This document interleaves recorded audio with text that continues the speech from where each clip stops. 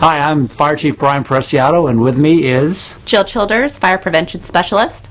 We're here today because recently we held some Emergency Operations Center training for our city folks, and the issue came up about shutting off utilities in the event of a disaster.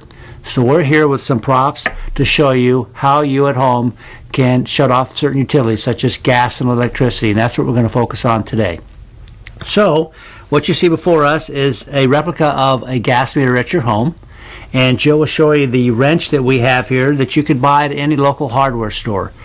Now you can use a large pipe wrench or a large set of pliers, but make sure it's large enough like Jill has here that you have decent leverage, because you'll find that some of these gas meters are quite old and it's very difficult to shut the valve off, and it will take sometimes for you to put the wrench on the valve and then actually stand on the wrench and push it down to shut it off.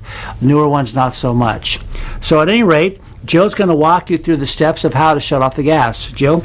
In the event you should shut off your gas, we recommend that before an emergency happens that you go out and take a look at your gas main and look at your valve. The valve is on if it's straight up and down. Our goal is to turn it off, and when we turn it off, we're going to turn it to the side. So take your wrench, attach it to your gas main, and you're going to go ahead and turn until it's off. Now let me say something about what Jill just mentioned, about the valve being up and down. Better said, that as you see the pipes running this direction, it's coming up out of the ground. All valves, sometimes your pipes may be running this way. If the valve is running against the direction of the pipe, it's off.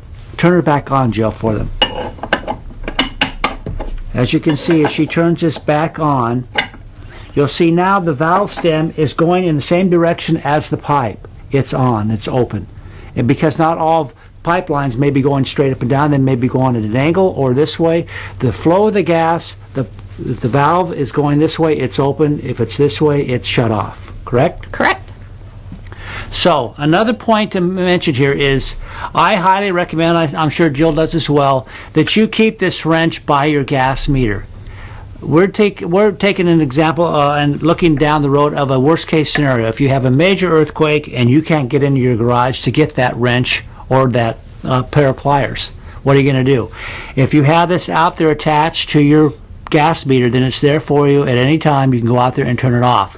Attach it somehow to the gas meter. Whatever you do, if you tie it with a rope or a string, make sure it's tied to where you can easily untie it and get it off. Should your gas main be located in the front of your home, accessible to the public, we do recommend that you take this and you attach it to your fence behind your gate, and make sure that this is located in your backyard. We don't want kids accidentally picking up the wrench, taking it, and actually turning off your gas main. Another thing that we do recommend as well is once you have turned your gas off in the event of a disaster, that you do call PG&E to have your gas turned back on. We do not want you turning your gas back on. Yeah, that's an important point. If you turn your, and don't go out there and test this and say, well, let me see if I can get the gas meter turned off or not.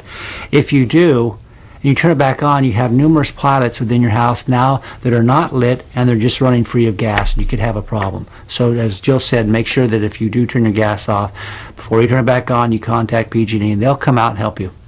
So this is an example of a typical electrical panel. Yours may be slightly different. I suggest you go out and take a look at your panel and also try to look at how you open them. Some of them are a little different. Some, like this, would require you sliding the door up or down to release it and open it. Others may have a little mechanism on the side that you push in that releases the latch and allows it to open up. They're not difficult to open, but I suggest you become familiar with it. Now, as you see, this is, like I said, a typical panel. It's very easy to see that on and off. And if you have to go out and shut off your electricity, they should all be on, more than likely. The best way to do this is quickly look for your main panel. As you see here, it does say main.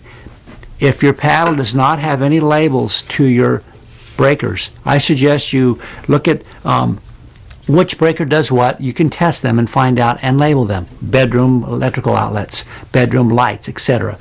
However, the main, if you flip the main off, it shuts all power off to the panel. Nothing goes in.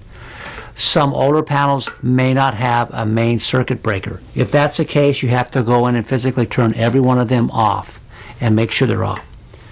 Jill? Keep in mind these can be located outside of your home, in your garage, and even in older homes somewhere in the house or even a closet in the house. So you may have to search around to find your panel. This is all part of the disaster preparedness. You should know exactly where your electrical panel is and where your gas meter is. It should be secondhand nature to you to find it and quickly get to it, access it, and then go in there and shut off the breakers. Please remember that this is just a portion of preparing for a disaster. Remember that a 72-hour kit, we recommend that everyone have one in their home, in their car, their RVs, or even at work, because you never know where you will be when a disaster strikes. Also, if any of you out there are really unsure about where your panels are or where your meter is or steps to be taken, if you need help, just call our fire administration number. We'll send out a unit out to help you out and walk you through the process at any time. Just give us a call and we'll set up an appointment and make that happen for you. Again, and the number for fire admin? 449-5452. Thank you.